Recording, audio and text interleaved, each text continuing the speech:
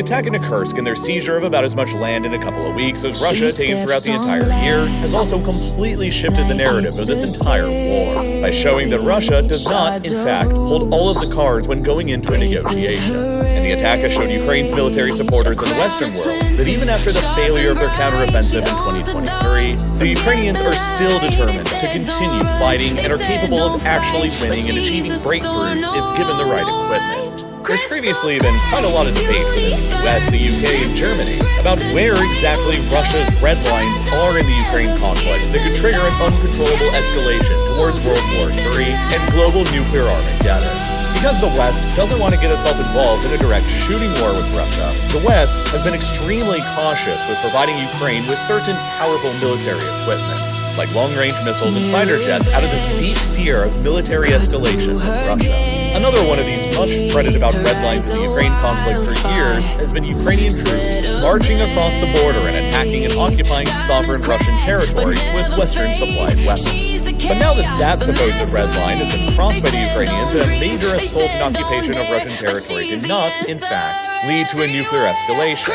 Ukraine has demonstrated that Russia's supposed red lines are fewer than many expected, and they will use that example to make the case clear that other supposed Kremlin red lines can be crossed as well, such as the West supplying Ukraine with longer-range missiles and fighter jets that can help them fight more effectively.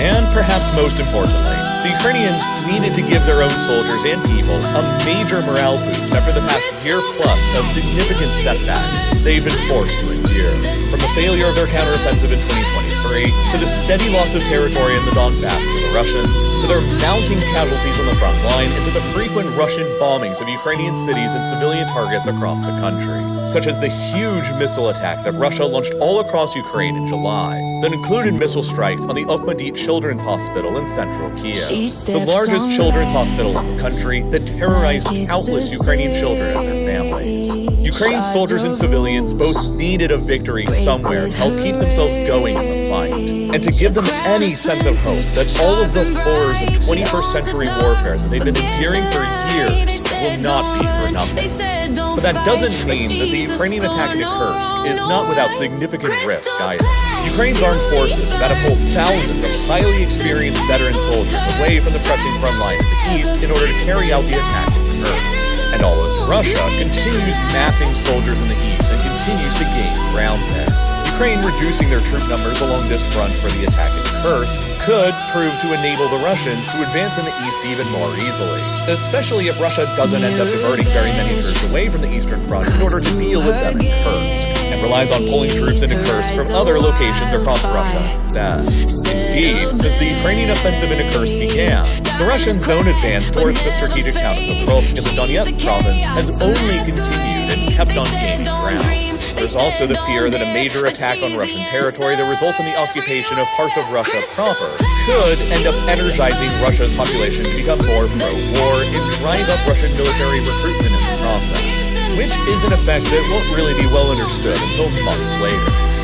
And then there's also the risk that Ukraine's forces in Kursk could end up becoming too aggressive and advance too deeply into Russian territory and extend their own supply lines from the border too far in the process, which could end up stalling their advance out and leaving their soldiers there undersupplied, which could then open them up to a major Russian counterattack. If the Russians end up smashing the Ukrainian advance in Kursk in a major military action that drives them all back over the border again with high casualties, all as the Russians simultaneously continue their steady advance on the eastern front, then the psychological blow dealt to the Ukrainians and their Western supporters will be enormous. And it would then become widely interpreted that diverting so many experienced soldiers from the eastern front was a grave mistake. In order to avoid that possible outcome, once the Russians inevitably start deploying more capable troops to Kursk, Ukraine really has only three options going forward with their attack here. They could try to continue advancing more aggressively in order to take over more territory and expand their leverage and bargaining position in the process. But that approach will risk them overextending their supply lines and eventually getting themselves snapped in the process.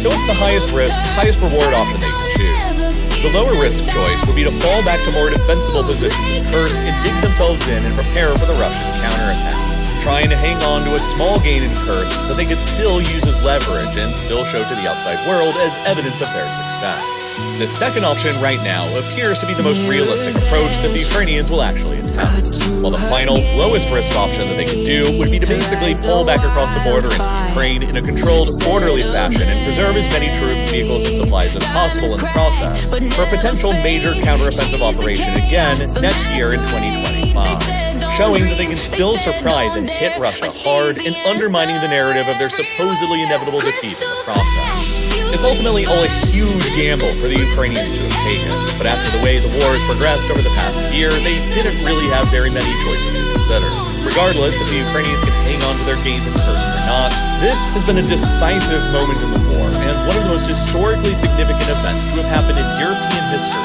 this century. Now, there's a lot of data that goes into producing these kinds of videos. Whether it's showing the scale of the territory Ukraine has seized in Kursk to the area of Hong Kong, visually showing how much territory in eastern